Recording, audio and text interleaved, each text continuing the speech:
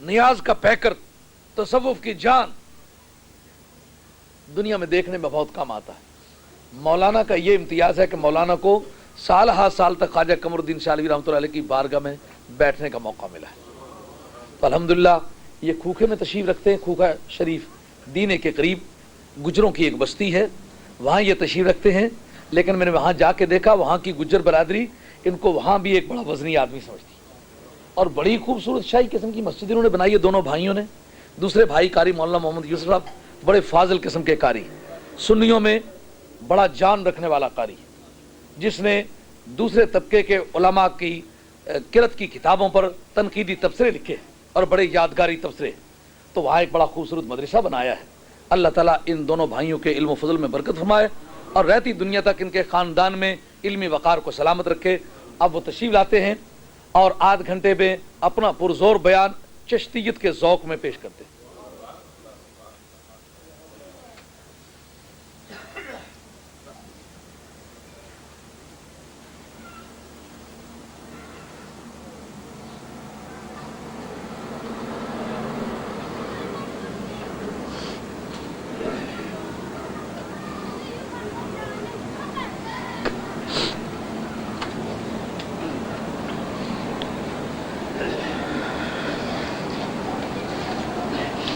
نحمده ونصلي على رسوله الكريم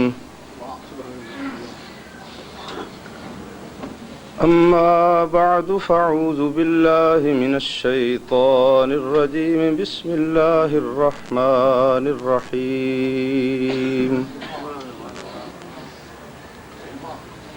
يا أيها الذين آمنوا اتقوا الله وكونوا مع الصادقين آمنت بالله صدق الله العظيم قال الله تعالى في شان حبيبه مخبرا وآمرا إن الله وملائكته يصلون على النبي يا أيها الذين آمنوا صلوا عليه وسلموا تسليما اللهم صل على سيدنا ومولانا محمد وعلى آل سيدنا ومولانا محمد وبارك وسلم وصل عليه شہزادہ غوث ثقلین مفکر اسلام میر مجلس سادات عظام علماء کرام سامعین عظام، یہ حقیقت ہے بلا مبالغہ میں سچ کہتا ہوں، میرے حال کی یہ ترجمانی ہے، میں اس کرم کے کہاں تھا قابل حضور کی بندہ پروری ہے۔ مانانم کے من دانم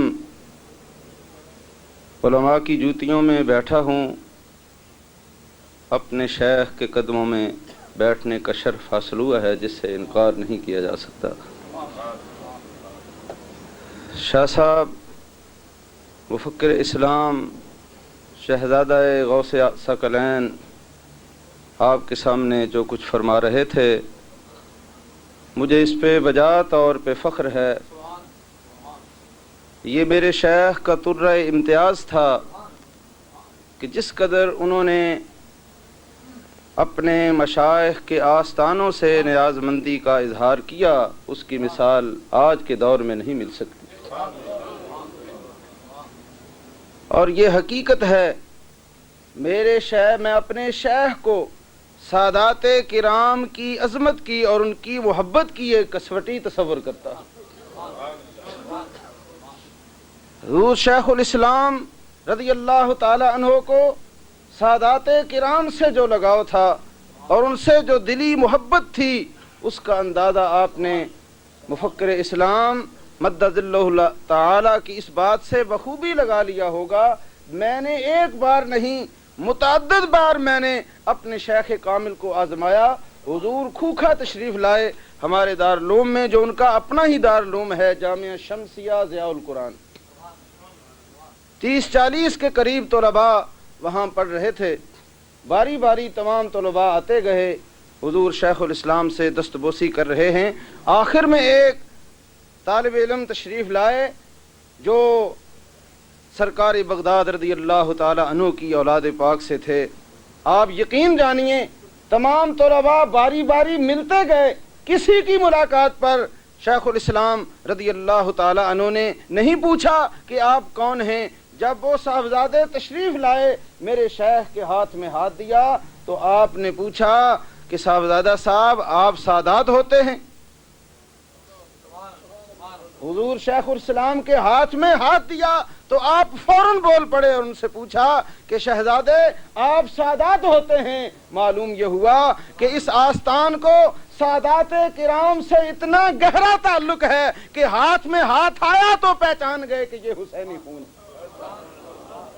اسی لیے میں یہ عرض کرتا ہوں کہ گویم ز کمال تو گویم ز کمال تو یا غوث الثقلین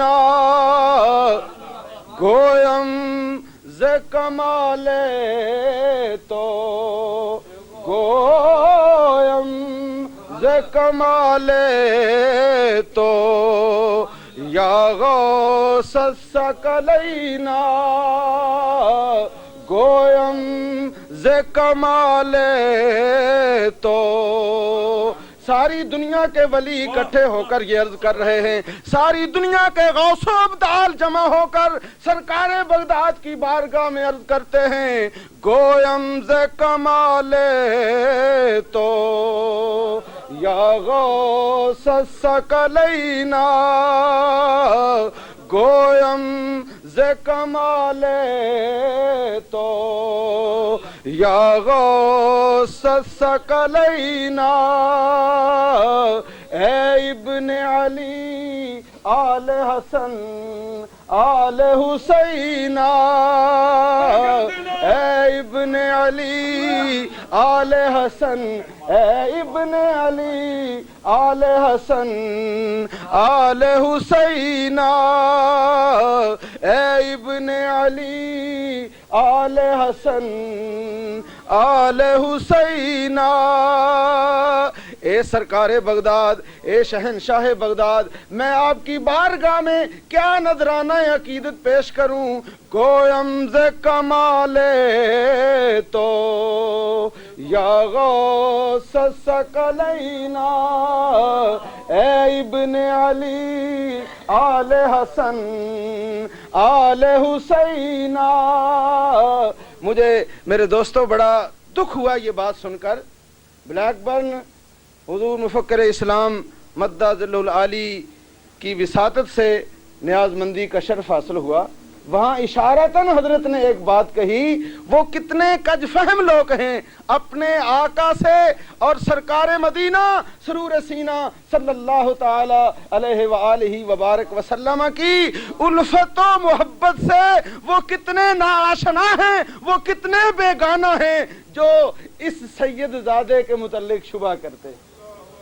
خدا کی قسم میں کھا کر کہتا ہوں میرے رونگٹے کھڑے ہو گئے یہ بات سن کر، کیونکہ مفکر اسلام نے ابھی میرے شیخ کے متعلق جو ارشاد فرمایا ہے یہ بات میرے علم میں تھی کہ بھیرا کے اسٹیج پر میرے شیخ نے اس سید زادے کے پاؤں کو ہاتھ لگا کر پوری دنیا کے سامنے چوما اور انہیں بتایا کہ یہ سید زادہ ہے۔ آج کون وہ بدبخت ہے جو ان کی نسبت میں کسی قسم کا شبہ کرتا ہے؟ تو میں عرض یہ کر رہا تھا، ایک میں نہیں پوری دنیا کے اولیاء وہ دست بستہ بارگاہ غوثیت میں کھڑے ہو کر وہ محو حیرت ہیں، وہ کہتے ہیں کہ اے شہنشاہ بغداد تیرے فضل و کمال کا کون سا پہلو دنیا کے سامنے پیش کریں؟ اگر علم و فضل کی دنیا میں ہم آپ کے رخ زیبا پہ نگاہ ڈالتے ہیں تو علامہ جوزی جیسے لوگ آپ کے قدموں کی دھول نظر آتے ہیں، جو اپنے وقت کا ایک بہت بڑا مفکر ہے، اپنے وقت کا بہت بڑا محدث ہے، اور علم حدیث کے اندر جیسے اتنی مہارت حاصل ہے کہ اس نے اپنی قلم سے جو علم حدیث کے اندر جو کچھ لکھا، ان کلمے جو اس نے گھڑی، ان کلموں کے گھڑنے کا اتنا مواد تھا اور اتنا وہ ان کا گرا ہوا وہ کلموں کا ریزہ تھا کہ اس نے یہ وصیت کی تھی کہ میرے مرنے کے بعد میرے غسل کے لیے جو پانی گرم کیا جائے تو ان کلموں کا ایندھن جلا کر میرے غسل کے لیے پانی گرم کیا جائے۔ ایمان والو ذرا غور کرو، اپنے وقت کا اتنا بڑا امام ہے، لیکن قربان جائیں جب بارگاہ غوثیت میں آتا ہے تو وہ کہتا ہے گویم ز کمالے تو یا غوث ثقلین، اے ثقلین کے غوث، دونوں جہان کے فریاد رس، دونوں جہانوں میں اپنے عقیدت مندوں کے کام آنے والے، خدا کی قسم وہ کتنے خوش نصیب ہیں جو بارگاہ غوثیت سے نسبت رکھنے والے ہیں۔ چشتی ہو، قادری ہو، سوروردی ہو، کوئی بھی ہو، سرکار بغداد رضی اللہ تعالیٰ عنہ کا غلام ہے۔ اسی لیے اعلیٰ حضرت عظیم البرکت فرماتے ہیں جو ولی قبل ہوئے بعد ہوئے یا ہوں گے، جو ولی قبل ہوئے بعد ہوئے یا ہوں گے، سب ادب رکھتے ہیں دل میں میرے آقا تیرا، سب ادب رکھتے ہیں دل میں میرے آقا تیرا۔ اللہ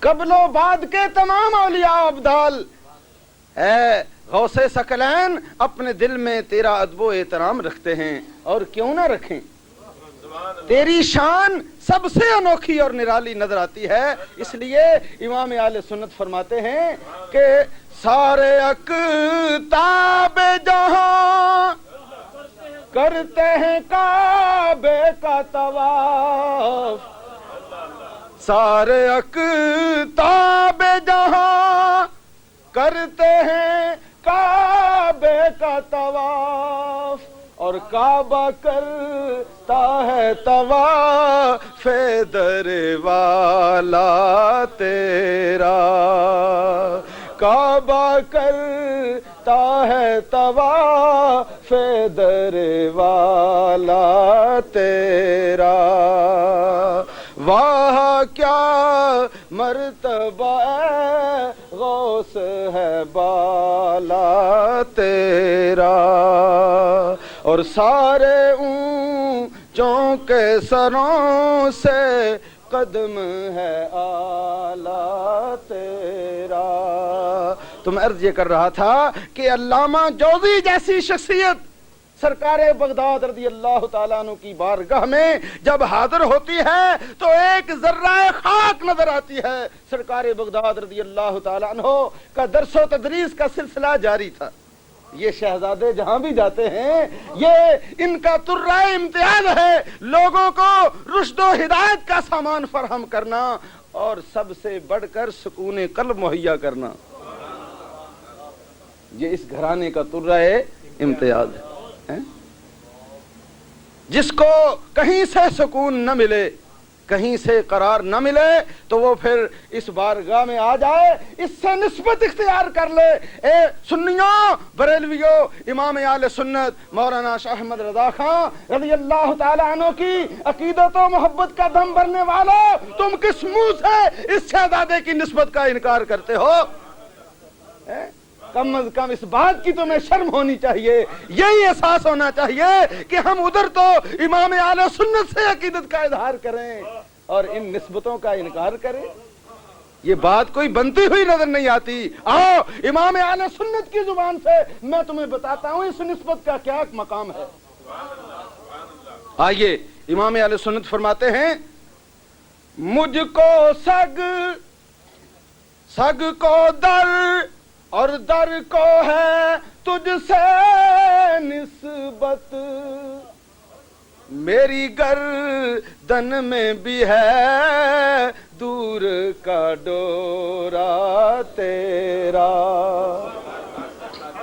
مجھ سے در تجھ سے در، در سے سگ اور سگ کو ہے تجھ سے، سگ سے ہے مجھ کو نسبت، میری گردن میں بھی ہے دور کا ڈورا تیرا، اور اس نشانی کے جو سگ ہیں نہیں مارے جاتے، بارگاہ غوثیت میں آنے والوں سنو اس نسبت کا کیا مقام ہے، اس نشانی کے جو سگ ہیں نہیں مارے جاتے، حشر تک 1-2-4 سال کی بات نہیں، حشر تک میرے گلے میں رہے پٹا تیرا، اس نشانی کے جو سگ ہیں نہیں مارے جاتے، اس نشانی کے جو سگ ہیں نہیں مارے جاتے، اور حشر تک میرے گلے میں رہے پٹا تیرا، حشر تک میرے گلے میں رہے پٹا تیرا۔ تو عرض یہ کر رہا تھا کہ علامہ جوزی سرکار بغداد کی بارگاہ میں حاضر ہوتا ہے، رشد و ہدایت کا سامان حاضرین کے لیے مہیا کیا جا رہا ہے، سینکڑوں نہیں، ہزاروں نہیں، لاکھوں کی تعداد میں سرکار غوث رضی اللہ تعالیٰ عنہ کی بارگاہ میں غلامان غوث حاضر ہیں، اور آپ قرآن پاک کی کسی آیت پہ واز فرما رہے ہیں۔ سرکار بغداد رضی اللہ تعالیٰ عنہ نے ایک نقطہ بیان کیا، علامہ جوزی سر ہلاتے ہوئے کہتے ہیں کہ یہ میرے علم میں بھی تھا، دوسرا نقطہ بیان کیا، تیسرا، حتیٰ کہ 11 نکات تک علامہ جوزی سر دھنتے رہے اور اس بات کا اظہار کرتے رہے کہ یہاں تک تو میری بھی رسائی تھی۔ پھر خدا کی قسم سرکار بغداد رضی اللہ تعالیٰ عنہ نے اسی آیہ کریمہ کے 40 نکات بیان فرمائے، علامہ جوزی سرکار بغداد رضی اللہ تعالیٰ عنہ کے قدموں میں گر جاتا ہے۔ اس لیے سرکار بغداد فرماتے ہیں، درست العلم حتی صرت کتبن، درست العلم حتی صرت کتبن۔ میں نے ضمناً بات آئی عرض کر دوں، ایک قادری فقیر نے جو سید تھے، اس ناچیز کو قصیدہ غوثیہ کا یہ شعر پڑھنے کی اجازت دی۔ ابھی صاحب نسبت ظاہری طور پر نہیں تھا، اور باطنی جو بات ہے میں اپنے منہ سے یہ بات یہاں کہنا نہیں چاہتا، اس میں کچھ راز ہے، معذرت چاہتا ہوں، زبان پہ آئی ہوئی بات میں نے روک لی۔ بہرحال اس فقیر قادری نے مجھے یہ شعر پڑھنے کی اجازت دی۔ میں تمہیں اپنی بات عرض کرتا ہوں، میں قسم اٹھا کر کہتا ہوں، اس بارگاہ میں سرکار بغداد رضی اللہ تعالیٰ عنہ کی بارگاہ میں حاضر ہو کر حلفین میں کہتا ہوں، میں نے جس وقت اس فقیر قادری کے بتائے ہوئے طریقے کے مطابق میں نے اس شعر کو پڑھنا شروع کیا، درست العلم حتی صرت کتبا ونت السعد من مولا الموالی، خدا کی قسم جو مناظر میری ان گناہگار آنکھوں نے دیکھے میں لفظوں میں بیان نہیں کر سکتا۔ تو اگر علم و فضل کی دنیا میں سرکار بغداد رضی اللہ تعالی عنہ کو دیکھا جائے تو پھر قیامت تک سرکار بغداد رضی اللہ تعالی عنہ کے علم و فضل کا کوئی مقابلہ نہیں کر سکتا۔ اور علامہ جوزی جیسے امام بھی اس بارگاہ میں نیاز مند نظر آتے ہوئے یہ کہتے ہیں کہ گویم ز کمالے تو گویم ز کمالے تو یا غوث الثقلین اے ابن علی آل حسن آل حسینہ، سر بر قدمت جملہ نہادند و بگفتن، تاللہ لقد آثرا کاللہ علینا، تاللہ لقد آثرا، کوئی مانے نہ مانے اس سے ہمیں بحث نہیں ہے، تاللہ لقد آثرا کاللہ علینا، تاللہ لقد آثرا کاللہ علینا۔ میرے دوستو، وقت کی نزاکت کو پیش نظر رکھتے ہوئے میں انہی کلمات پہ اکتفا کرتا ہوں۔ دعا کریں اللہ رب العزت ہمیں صاحب نسبت رکھے اور یہ نسبت زندگی کے کسی موڑ پر بھی نہ ٹوٹے۔ وآخر دعوانا ان الحمدللہ۔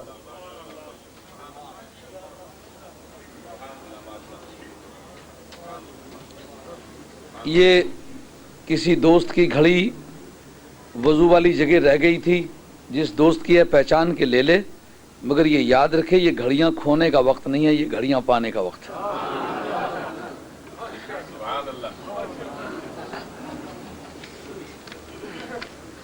حضرات، آپ دیکھتے ہیں کہ جس تار کا تعلق پاور ہاؤس سے ہوتا ہے، چھوٹی ہو یا بڑی ہو کرنٹ دیتی ہے۔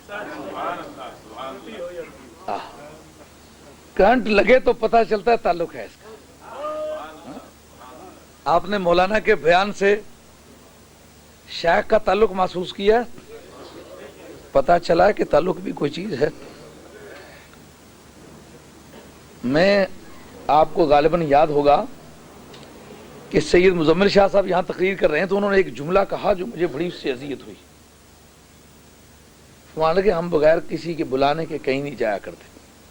مجھے ایسا معلوم ہو جیسا میں خاتون جنت کی بارگاہ میں پیش ہو گیا، ایسا مجھے ہیبت محسوس ہونے لگی کہ ایک سید زادہ میرے پاس آ کے اپنی حتک محسوس کرتا ہے۔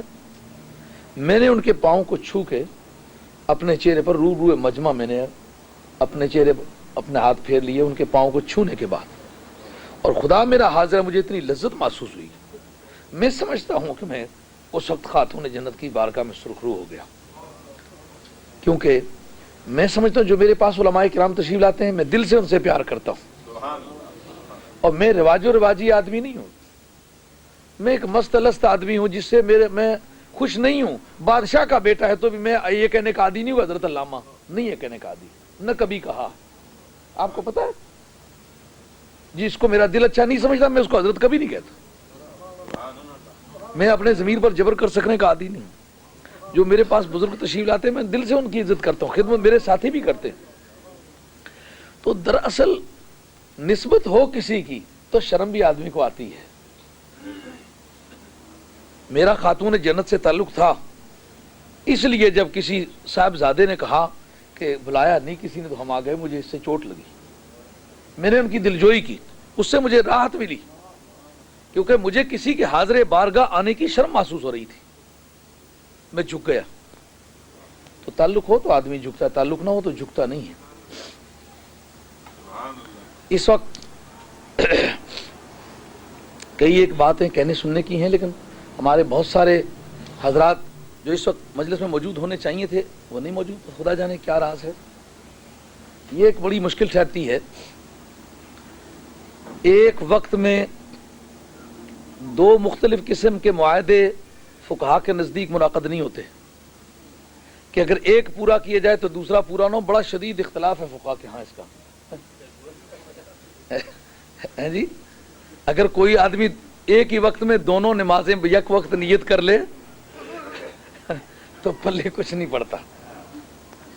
خواہ وہ آپ کے فقہا وقت کو معیار مقرر کر کے یا وقت کو ظرف قرار دے کے کچھ تعویل اس کی کریں اس کے منعقد ہونے کی یا نہ کریں، لیکن فی الواقع اس کی عبادت بڑی بے جان ہوتی۔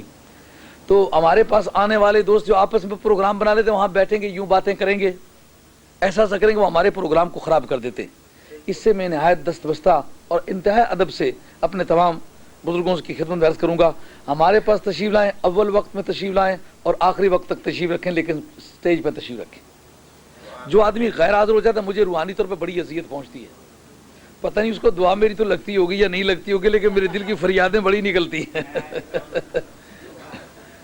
جو میں گھبراتا ہوں نا تو پتہ نہیں پھر میں بدعا تو نہیں کرتا, لیکن ایسا غیر شعوری طور پر ممکن ہے کوئی ایسی بات بھی ہو جاتی ہو.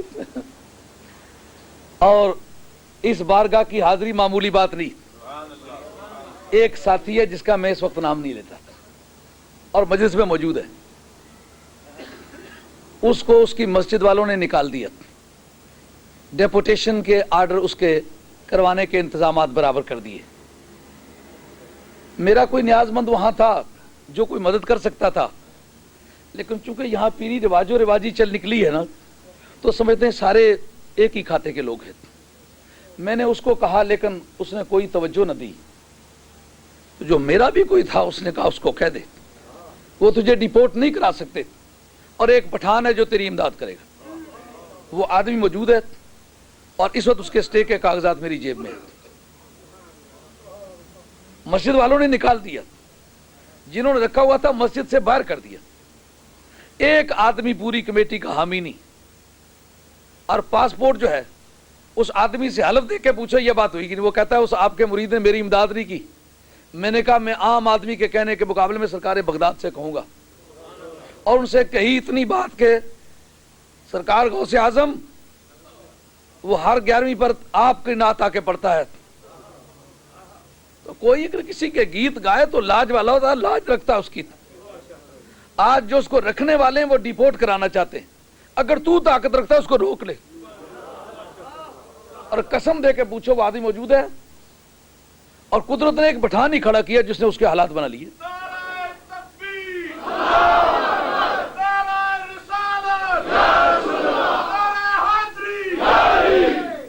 اور پوچھو وہ پٹھان کمیٹی کا آدمی ہے؟ نہیں, کمیٹی کا آدمی نہیں. ممبر ہے کمیٹی کا؟ نہیں. تو جب کمیٹی کا ممبر کمیٹی نے متفقہ طور پر نکال دیا, اس کی ڈیپوٹیشن کس طرح رک گئی ہے؟ معلوم ہوا کہ سرکار بغداد فرماتے ہیں انی ارد القضاء بعد ما ابرم, جب تقدیر کو اٹل کر دیا جاتا ہے تو میں اس وقت تقدیر بدل دیتا ہوں. ایک اور ساتھی ہے جو میری محبت کا مجرم ہے, اس کو کمیٹی والوں نے کہا کہ ہم شاہ صاحب کے کسی چاہنے والے کو یہاں نہیں ٹکنے دیں گے, بس ہم نے تمہارے متعلق فیصلہ کر دیا, پاسپورٹ ادھر نکالو. نوبارد آدمی تھا, وہ بھی آدمی موجود ہے, نام نہیں لیتا. اور آپ کو بھی پتہ چلے کہ کمیٹیاں کس قدر نازک مزاج واقع ہوئی ہے. والتم سٹو والو تم خوش نصیب انسان ہو, اور خدا جانتا ہے میں خوش نصیب آدمی ہوں. میری کمیٹی میرے دوستوں کی ہے, جن کا کو رات کو یہ کل کے لنگر وہی پکا رہے, جو پکا کے ایک آدمی کے سر پہ گھی گرا ہے وہ بیچارہ جل گیا, لیکن بدستور کام کر رہا. یا آیا ہوں تو اس نے پھونک مروائی ہے, پھونک مروانے کے لیے میرے پاس نہیں گیا. اس لیے والتم سٹو کے مسلمانوں تم بھی خوش نصیب ہو, میں بھی خوش نصیب ہوں. مولوی صاحب سے انہوں نے پاسپورٹ لے لیا, لیکن مولوی صاحب سے کہا کہ یہ مولانا آخری لمحہ فیصلہ کرنے کا کر لو. انہوں نے کہا میں شاہ صاحب کو محبت رکھنے والا آدمی ہوں, شاہ صاحب سے میرا پیار شاہ صاحب کی وجہ سے نہیں ہے, میں سرکار بغداد کا غلام ہوں. شاہ صاحب کو جانتا ہوں کہ غوث پاک کا پوتا ہے, میں مسجد چھوڑ سکتا ہوں, میں شاہ صاحب کو نہیں چھوڑ سکتا. جاؤ میرا جو شکرانے کرا. اب جناب پاسپورٹ لے کے انہوں نے مجھے فون کیا, کہا شاہ صاحب میرے ڈیپوٹیشن کے لیے پاسپورٹ انہوں نے لے لیا ہے. میں نے کہا مولانا کیوں آپ اتنی سختی پر تلے ہوئے ہیں, کہہ دیں کہ مجھے میرا شاہ صاحب سے کوئی تعلق نہیں, کہہ دو میں تو آپ کا دعا گو ہوں اور رہوں گا. کیوں خواہ لوگوں کا نشانہ بنتے ہیں؟ میں اس وقت انتہائی مصروف ہوں, کوئی مدد تو کر نہیں سکتا. تو بجائے اس کے کہ میں کسی کی امداد کروں, میں کسی کے بال بچے کے لیے آزمائش بن جاؤں, میں اپنی محبت کو ایسے ترازو پہ نہیں رکھنا چاہتا. انہوں نے کہا شاہ صاحب اگر یہ بات مجھ سے ہو سکتی تو میں پہلے ہی کر گزرا ہوتا. میں نے کہا ہمارے خاندان میں ایک معمول چلاتا ہے کہ جب کوئی مشکل کا وقت ہو, شام کی نماز کے بعد 2 رکعت نماز نفل پڑھنی, جیسا کہ شاہ عبد الحق صاحب رحمۃ اللہ علیہ صلاۃ غوثیہ پڑھ لینی ہے. اس کے بعد 11 قدم سرکار بغداد کے آستانے کی طرف چھوٹے چھوٹے قدم اٹھا کے نا, تو ہر قدم پر یا غوث اغثنی باذن اللہ, یا غوث اغثنی باذن اللہ. آج دور حاضر کے دانشور کو کئی طرح کے اعتراض ہونے لگے ہیں, مگر کتاب الاذکار کے اندر امام نووی نے لکھا ہے, تحفۃ الذاکرین کے اندر شوکانی نے لکھا ہے کہ جب کسی کا کوئی جانور जंगल में उससे भाग जाए तो उसको कहना चाहिए या रिजाल अल गैबे इहबिसू हो। एक रवायत में या रिजाल अल गैबे अईनुनी, ओ गैब के मर्दों इसको रोको। ये नहीं चारपाया, घोड़ी है, घोड़ा है, गधा है, ऊंट है, कोई जानवर है, सामान फेंक के भाग गया है और जा रहा है, कोई पकड़ने वाला नहीं, उसे कहो गैब के मर्दों इसको रोकना, आगे से रोकना। मेरा ख्याल है शहरी आदमी तो ये बोली नहीं समझता होगा। तो जिसला ग्रांज घोड़ी छठी को सके बंदे की नसिहत आने वो भराऊ अगू रोके, वो मामा अगू इसको रोके ना, कहता है ना। ये वो बोली है कि जब उसका मामू खालू कोई ना हो ना तो उसे गैब के मर्दों को पुकारे। मर्दा नू कोई याद करेंदा औखे सौखे वेले, मर्द विंगारे कदी न हारे वांगण शेर मरेले। जब उन्होंने 11 आवाजें दी उसी तरह जैसे मैंने कही थी, तो उसके फौरन बाद वो सो गए। कोई घंटा भर के बाद मुझे फोन किया कि शाह साहब जू ही मैं सोया हूं, देखा है कि 24-25 मील के एरिया में एक बाग है, उसके दरवाजे पर सरकार बगदाद शाहाना लिबास पहन के खड़े। आपका लिबास बड़ा शाहाना होता था, बादशाह वक्त के मुकाबले में आपका लिबास ज्यादा कीमती होता था। और बड़े बड़े लोगों ने लिखा है कि बादशाह भी डरते थे कि इतना वेट था तमाम ममालिक इस्लामिया में कि उस वक्त का मकामी बादशाह सरकार बगदाद के खिलाफ बात करने की पोजीशन में नहीं था। तो मुझे वो फोन करते हैं, कहते हैं मैंने सरकार को उस दरवाजे पर खड़ा देखा, तो जो ही मैंने खड़ा देखा तो मेरी जुबान से आला हज़रत फाज़िल बरेलवी रहमतुल्लाह अलैह की जुबान में ये बात निकल गई, इस निशानी के जो सग हैं नहीं मारे जाते, मेरे गले मेरे हश्र तक पटा तेरा। कहते ये लफ्ज में कहता गया तो फिर उन्होंने उस नाम से पुकारा जो मौलवी साहब का नाम है, मैं नहीं बताना चाहता क्योंकि बात लोगों को तकलीफ होगी। नाम लेके पुकारा, कहा मेरे अजीज इस निशानी के सगों को आगे भी किसी ने मारा, आगे नहीं मारा तो आइंदा भी नहीं मारे, जाओ। सुभान अल्लाह, सुभान अल्लाह। आगे अगर किसी ने मारा अब भी कोई नहीं मारेगा। रात उनकी वो गत बनी कुदरत ने बनाई कि सुबह आके मौलवी साहब के पांव गिरते, कहते ये पासपोर्ट अपना ले लो, हमसे जो कुछ हुई गलती हुई। फिर बतेरी तौबा भी की। मेरा ख्याल है कि गौस के मुनपुर पर तौबा का दरवाजा भी बंद हो जाता है। तौबा के माना तो ये होते हैं ना कि अगर किसी को थानेदारी से रिवर्ट किया है तो उसको बहाल कर दिया जाए। उन्होंने बतेरी कोशिश की कि सदर सदर रहे का, स्वाद से सदर नहीं रह सकता, सीन से सदर बनना चाहता है तो सिदरा से मुश्ताक होकर के सदर बन जाए। यानी बेर के पत्ते की कीमत का अगर बनना चाहता है तो बन जाए। हाँ, वो मेरा ख्याल है कि क़यामत के दूसरे दिन तक अब वो सदारत का ख्वाब उन्हें दोबारा नहीं आएगा। न सेक्रेटरी को सेक्रेटरी होने का जुनून जागेगा, न सदर को सदारत का शौक उभरेगा। अलगरज इसी तरह हमारे सारे ही दोस्तों के साथ एक एक टक्कर सभी ने ली, पर ईमानदारी से बताओ कि गौस ने पुश्त लगाई कि न लगाई। इस निशानी के जो सग हैं नहीं मारे जाते। ये यहाँ के गीत जाए जाने वाले नहीं है। सरकार बगदाद रज़ी अल्लाह तआला के आप भी गुलाम हैं, मैं भी गुलाम हूँ। उनकी बारगाह में हाजिरी देते। कम फ्रेंड्स, ये हमारे MP हैं एरिक डिकन साहब, ये आए हैं हमारा ये गैदरिंग देखने के लिए। These great scholars are here. This is Maulana Mufti Sulaiman Sahab. He is a great logician of the country. He is quite at home in logic. And this Maulana is lexicographer. He knows Arabic very well and he has a good command. Very distinguished scholars. And very great scholars. One of these is a great lawyer, Islamic lawyer. He knows Islamic law very well. And he can teach. And the other Islamic scholars are quite at home in the Islamic normative sciences. They are good scholars and good speakers. And we are very happy to see you in our meeting. तो ये रिकन deacon का नाम है। ये हमारे मजहबी मामलात में हमारा बड़ा ताउन करते रहते हैं और आज तक हमने जितने भी को मजहबी काम किए हैं उसमें इन्होंने हमारा ताउन किया है। ये बड़े फराख दिल किस्म के आदमी हैं। तो आइए मौलाना आइए। सलाम।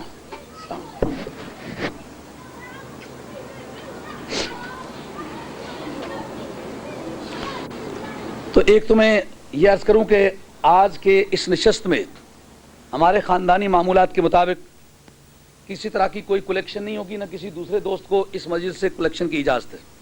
हमारे अपने सालाना उर्सों में الحمدللہ کہ کبھی ہمارے باپ دادے نے کلیکشن نہیں کی، چندہ وصول نہیں کیا. پہلی مرتبہ جہاں یہ جو عرس کرایا، چونکہ ہم یہ سمجھتے ہیں کہ پیری اور مریدی احیاء دین کی ایک تحریک ہے، دین کی پرانی رگوں میں تازہ خون لانے کے لیے ایک مہم ہے. یہ جوگیوں کا مذہب نہیں ہے، یہ مسلمانوں کا مذہب ہے، اور یہ ایک اپنا نظام رکھتا ہے، ایک پروگرام رکھتا ہے، اس کو ایک کام کرنا ہے. اس لیے ہم دیکھتے ہیں کہ کائنات نے جن کو پیر مانا ان کا کردار کیا تھا. سرکار تاجدار مدینہ علیہ الصلوۃ والسلام نبیوں کے پیر ہیں. سرکار کی مسجد اور مدرسہ اور خانقاہ ایک ہی جگہ ہے. سرکار کا گنبد خضرا مسجد نبوی میں، سرکار کا صفہ جو آپ کی پہلی یونیورسٹی ہے وہ مسجد نبوی میں ہے، اور مؤذن کی اذان اور امام کی امامت اسی بارگاہ سے تعلق رکھتی ہے اور وہیں واقع ہے. اور امت مسلمہ میں جو کلگی والا پیر مانا جاتا ہے وہ سرکار بغداد ہے.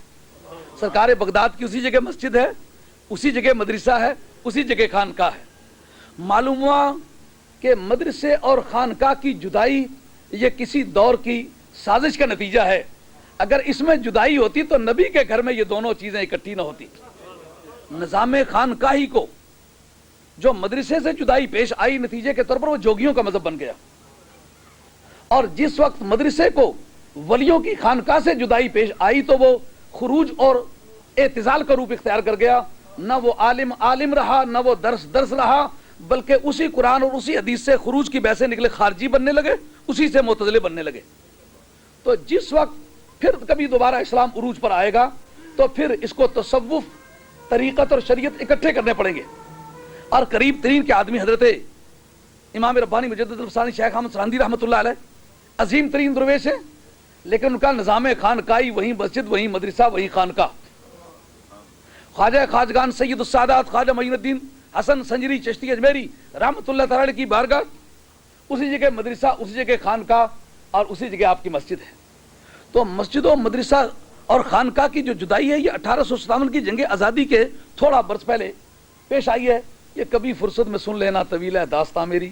آج خوبصورت نہیں لگتا کہ ہم نے کچھ مہمان ایسے بلائے ہوئے ہیں جن کے سامنے ان چیزوں کا ذکر کرنا خوشگوار نہیں ٹھہرتا. وگرنہ سب سے پہلی رپورٹ جو مہاراجہ رنجیت سے چارج لینے کے بعد مرتب کی گئی تھی وہ مسٹر آرنلڈ نے کی تھی.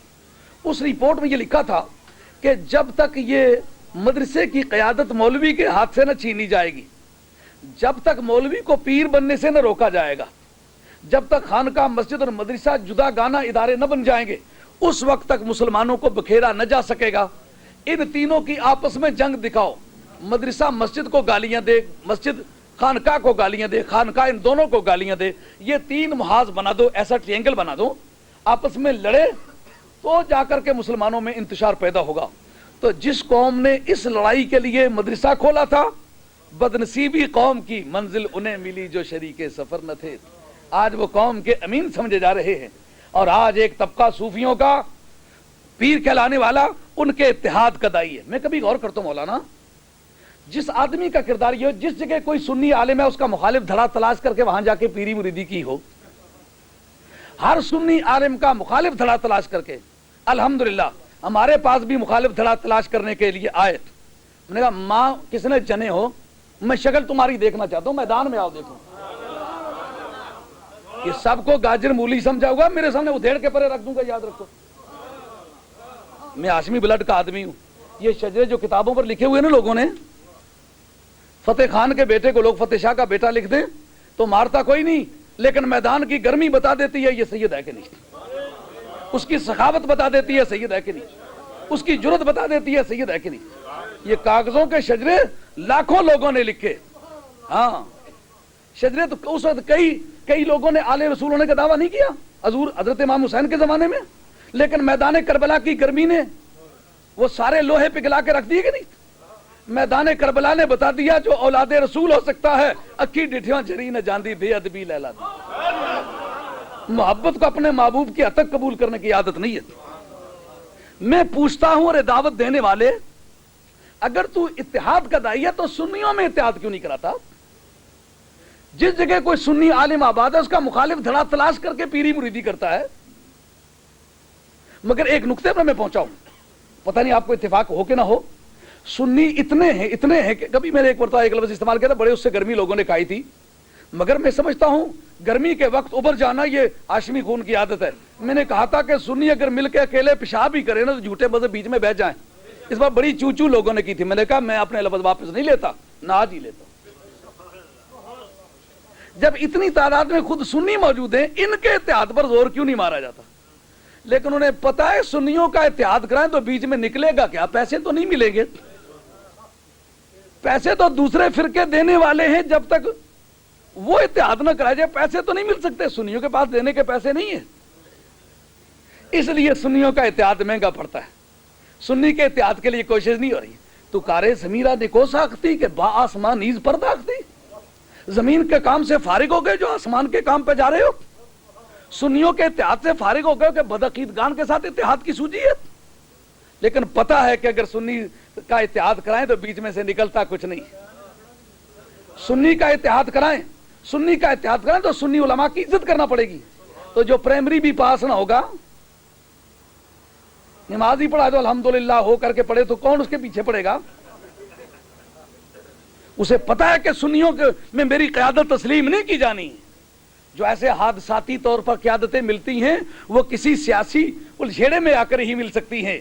ये तसव्वुफ की आड़ में जाती गराज का शिकार आगे बहुत लोगों ने खेला है। आपको पता है कि पाकिस्तान में एक ऐसे बुजुर्ग पीर थे कि तमाम जंगी जर्नैल उनके मुरीद, प्रेसिडेंट उनका मुरीद, गोरले शीफ को वो टेक करने लगे थे। और उनके मुरीद दबी आवाज से नहीं, खुली आवाज से कहने लगे कि गोरला शीफ तो अब गया, गवर्नमेंट से कब्जा भी करवा दिया।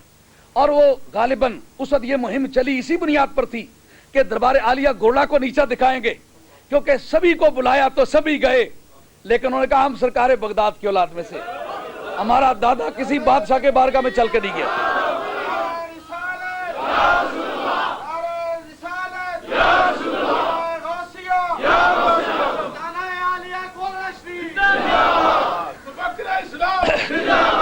उनका हम मेरे जद्दे करीम कभी पूरी जिंदगी में किसी बादशाह के दरबार में चल के नहीं गए, बादशाह चल के आते रहे। तो हमारे जद्दे करीम की सुन्नत के खिलाफ है, हम किसी इक्तदार के सामने नहीं जाते। अगर जरूरत पड़ी तो किसी मिस्कीन मुरीद के दरवाजे पर चले जाएंगे, किसी के जनाजे पर चले जाएंगे, किसी आलिम दीन की ताजीम करेंगे, किसी सैयद की ताजीम करेंगे, किसी दुर्वेश की ताजीम करेंगे। लेकिन किसी दुनियावी तागूत की, कभी किसी साम्राज्य की, कभी किसी दुनिया के सरकश हुक्मरान की, कभी किसी